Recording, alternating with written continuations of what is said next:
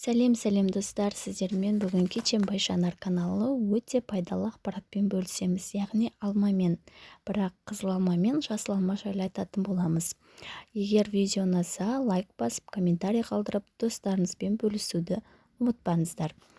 Алмалардың түсіне, дәміне, салмағына байланысты неше түрлі сорты кездеседі, яғни тәтті алма бар, тәтті емес алма бар, ашық сары түстен күрең қызыл түске дейін, қатты қышқылдан тым тәттіге дейін, 10 граммнан 400 граммға дейін көлеміне қарай неше түрлісі кездесе береді.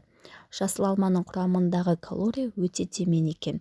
100 граммнан жасыл алмада 35 килокалория бар. Жасыл алманы диета күтімімен жүргенде жеді. Оның құрамында аллергия тудыратын элемент болмайды. Сонымен қатар дәрігерлер сәбилерге жемістерден ең бірінші осы жасыл алманы беруді ұсынады. Және де жасыл алманың құрамында қант мөлшері аз. Сол үшін қант диабетімен ауыратын науқастарға алманың жасыл түрін ұсынады, ал қызыл түрінен алшақ болған дұрыс дейді. Оған қоса жасыл алма майлы асты тез қорытады екен.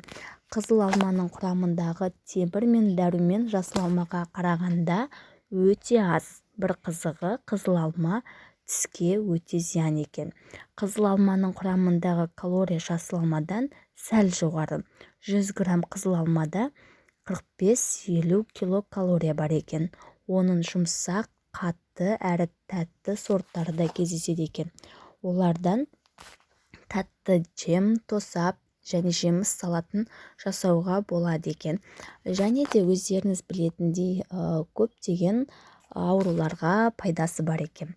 Егер сіз көп тұтынған жағдайда ас қорыту жүйесін дұрыстап, асқазанын тазалайды екен.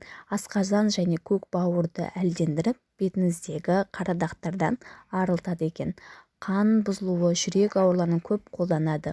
Айта берсең, сөз жетпейтін дәруменге толы алманы көп ұсынғаныңыз жөн болар. Алма ағзаға пайдалы, ең табиғи өнім болып табылады. Алманы көп жеуге тырысыңыздар. Жақсы, рахмет.